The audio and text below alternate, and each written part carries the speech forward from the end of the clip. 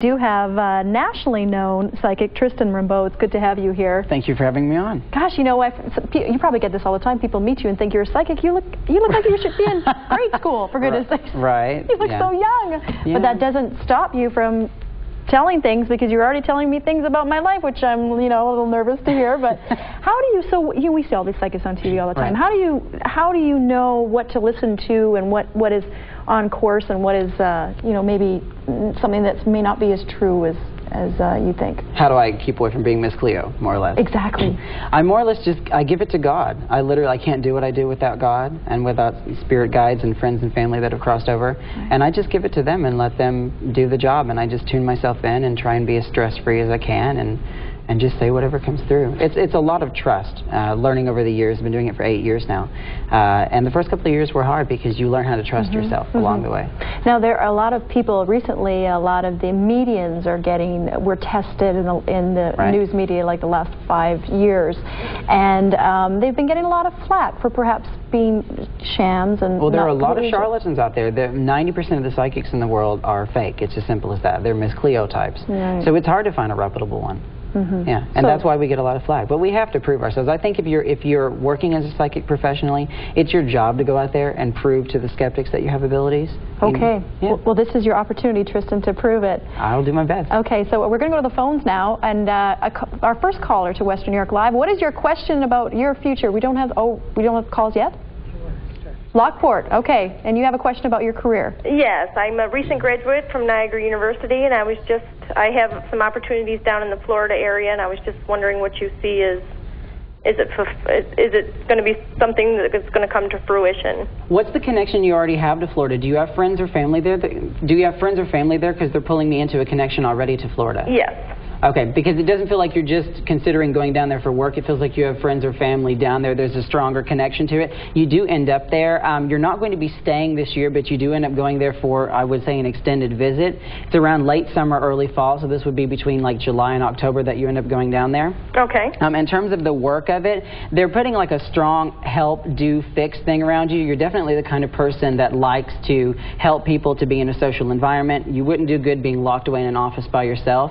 No. So this is a good job because you're getting to socialize with it and you're getting to feed that need to help people. It does turn into a job position. You stay with it for maybe about 1.5 years and then you switch to something else. So you will end up down in Florida with a job, but you won't stay there for the rest of your life. You do eventually have a move back up. I'm not certain what state because they're not being specific, but they're pulling me north of Florida and then east. So somewhere toward North Carolina, maybe back up to New York, along those coasts. Okay, thank you very much. You're welcome. All right. Now, when you say they're leading me, so you feel like your practice is to talk to people who have, quote, gone on to the other side. People who've so you over. Consider yourself a medium as well, too? Yes. So when you say they're pulling me, you're thinking of lots of spirits that are guiding you in a certain direction. We all have spirit guides. We all have people around us that are guiding us.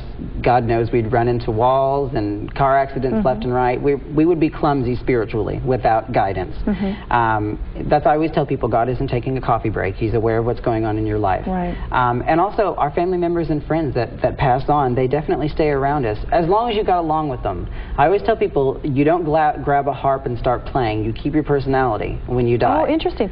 So, like, do you actually see figures in people? Yeah, I So can. what about me? Do you see anybody behind me? Is the grandmother on your mom's side of the family passed over? No. Okay, because they're pulling me into mom's side of the family. This would be grandmother, great-grandmother. It's above you in terms of age and in terms of kind of hierarchy in the family. My father's mother. Okay, so and where's the June connection to the family? Birth date, anniversary, death date. Where's the significance to the month of June? Probably the grandmother just passed away. In June? Her birthday was June. Okay, because what they'll do is they'll give me a month that's significant to the person to help me connect to the right side of the family. So she had a June birth. Yes. Okay, that's their validation that I'm connecting to her. Now, she wants to reference pearls or a necklace or something about, I don't know if she had pearls and she gave them to somebody or if she had a necklace that she really liked, but she's referencing around the neck. And also physically, they're pulling me into like a debilitating, the body just shutting down and giving out. So I assume that she had a debilitating illness like cancer or diabetes or something that just kind of started. What did she cross from? Well, actually, just of old age. She had heart disease, and she actually was very coherent up until she was 93 years of age. Well, she's a kicker. She's stubborn. She didn't want to go. Yeah. Well, if that's her, you just tell her I said hello. We're going to go to the phones now, and a call from Buffalo. Hi, what is your question for Tristan? Yes, good afternoon to both of you. Hi there. I was born August 25th, and I would like to know what this year holds for me, 2003, 2004. What does the year hold for you? Yes. They're pulling into spreading a family around you. Are you your mother? No, I'm not. You're going to be, because they're putting mother energy around you and spreading into the family situation.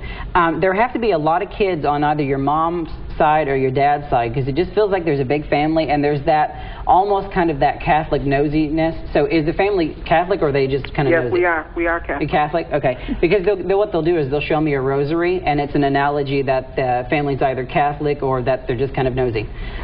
With that, it feels like the family's big on either one or both sides of the family, you know, like a lot of kids, a lot of that. Strong bonds to family kicking in for you this year. You've got a lot of lessons to learn there. Who is the woman in the family, like a sister or maybe an aunt, that you just kind of personality-wise don't get along with? That would be my sister. You know who I'm talking about. Think about the person in your family that really gets on your nerves, the one you just kind of like to slap around sometimes. Her? Yeah. That person is going to continually challenge you over the course of the next couple of years, which is good because challenge is nice. But I am worried that you're not sleeping properly because they're pulling me into your physical health. No, I haven't. I don't sleep good at all at night. Yeah. Well, is he pretty right on? Yes.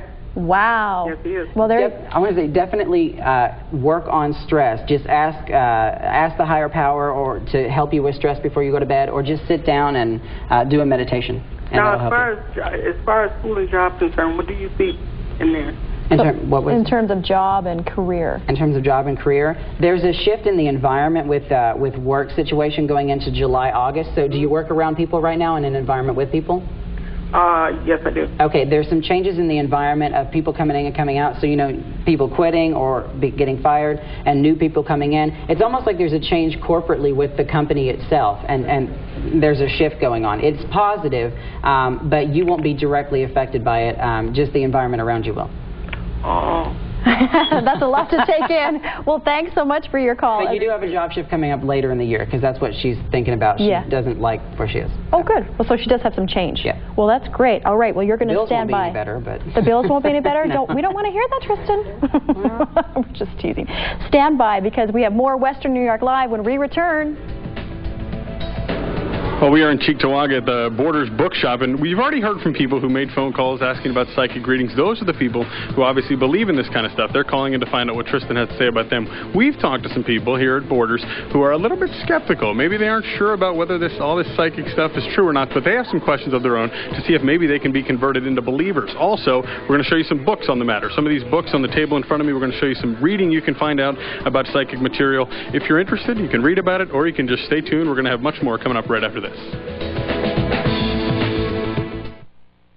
Hi, I'm Keith